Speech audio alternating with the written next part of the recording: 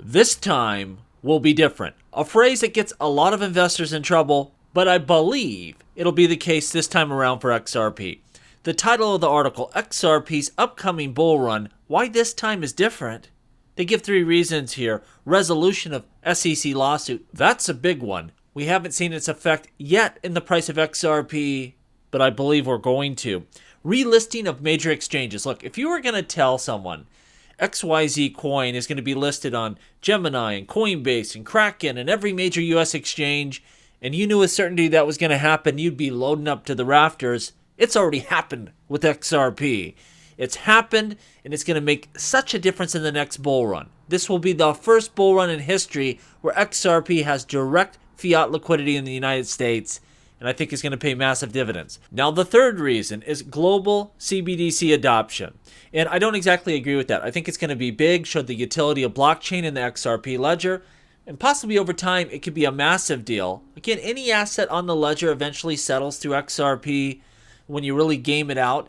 But I'll tell you this, I don't think it's going to make a huge difference in the price of XRP in this next bull run. I think the bigger issue that I would replace that one with will be the addition of AMMs and stable coins. And we got some exciting news here in a bit. I'll go over about stable coins and a partner of Ripple. And man, I sure hope it brings USDC to the ledger because that would be a game changer. CZ, not allowed to leave the US pending his court review.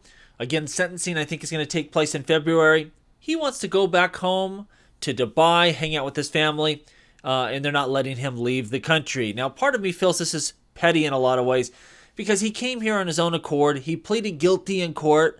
Like, he's not going to blow up this deal by not showing back up for sentencing. But the U.S. government's like, we got you here now. We ain't chancing it. I think they can appeal this. He may eventually be able to go home, but right now they're not letting him.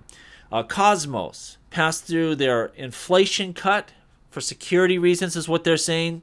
The annual inflation rate for Cosmos Atom will be reduced from 19% down to 13.4%. What effect will this have? Will this cause validators to not want to run infrastructure? Will investors not want to invest in Atom with that lower inflation rate? Or will we see positive effect here? Atom's overall inflation rate results from the Cosmos Hub having to overspend on security is what they're saying. And that validators really only need an inflation rate of about 10% to break even. So they've stuffed a little extra in there. About 13.4% is what we will see. We'll have to see what the long-term effects are here.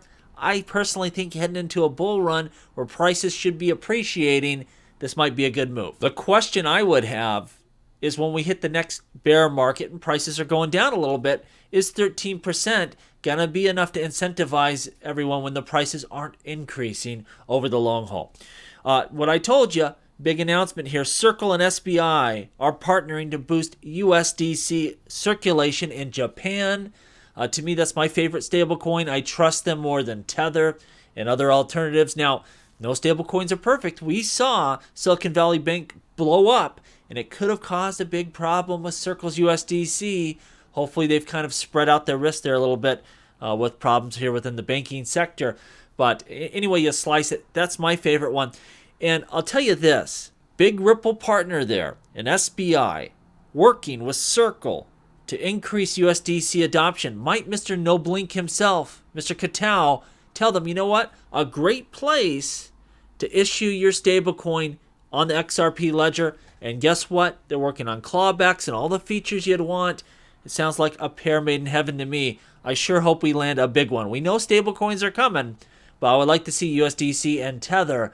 I think that would be a great place to efficiently send and receive stablecoin value. What's interesting, we're seeing, all these big players applying for a Bitcoin ETF, and who's dominating here in terms of custody? Well, it's Coinbase. They have all of them except for VanEck, who went with Gemini. I don't understand that one. I would, not allow their ETF just for that reason. And then Fidelity, they're self-custodying. They have the infrastructure. They don't need Coinbase. They're doing it themselves. But everyone else is using Coinbase. And people are saying, wow, is Coinbase really going to dominate this sector? Or will we see other people emerge to compete with Coinbase?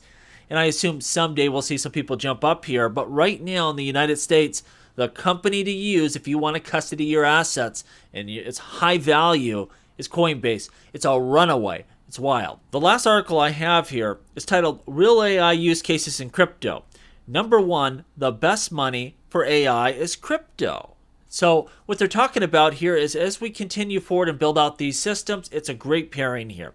But they say the following: for every genuine blockchain project harnessing artificial intelligence in an attempt to create a better world, there's 100 coins like AI Doge that have simply wedged together two hype terms, AI and crypto, to try to build up some kind of nonsense FOMO. And those are just fundamental buzzwords, says the founder of Near. You can't just throw them together. You actually have to be doing the work to use these two technologies in a synergetic manner. Now, the founder of Near went on to say there's a lot of specific things that both AI and Web3 can do that benefit each other, and I agree. I've been saying it for a long time. There's a lot of synergy between these two technology stacks. They will be pillars of the future, and I think you'll see a lot of cross-pollination there.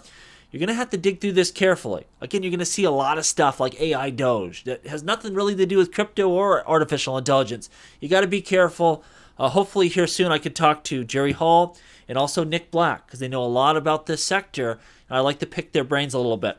You got to find the good projects, but I think there's going to be great growth for artificial intelligence and cryptocurrencies. We saw a little bit of that earlier in the year, but I think 2024 was going to be an explosive year, but you got to be careful. Let me know down below if you have any AI, crypto picks that you like, and as always, please like, please subscribe. The revolution will be televised right here on Jungle Link.